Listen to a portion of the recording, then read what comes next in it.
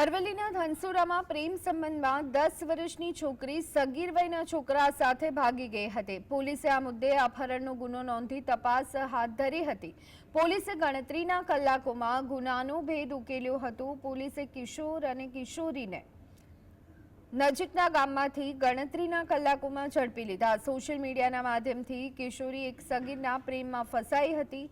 કિશોરીનું વાલીને સાથે રાખી medical checkup કરવામાં આવ્યું।